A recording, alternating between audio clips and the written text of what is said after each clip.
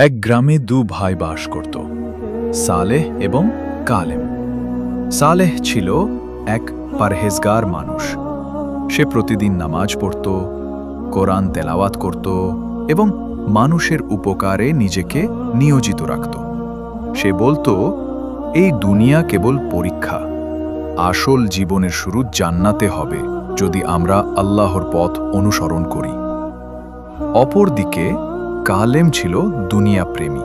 সে বলতো, ভাই, এত নিয়ম মানতে হবে কেন? জীবন একটাই, আনন্দ করে কাটাও। সালেহ তাকে বহুবার সাবধান করেছিল, কিন্তু কালেম শোনেনি। সময় চলে গেল। একদিন হঠাৎ করে দুজন ভাই মারা গেল। সালেহ কবর থেকে উঠল নূরের আলোয় ঘেরা এক সুন্দর জায়গায়। ফেরেশতারা বলল, তুমি ছিলে একজন সৎ বান্দা, এই নাও জান্নাতের চাবি। কালেম উঠল অন্ধকার ও ভয়ানক এক জায়গায়। সে কাঁদতে কাঁদতে বলল,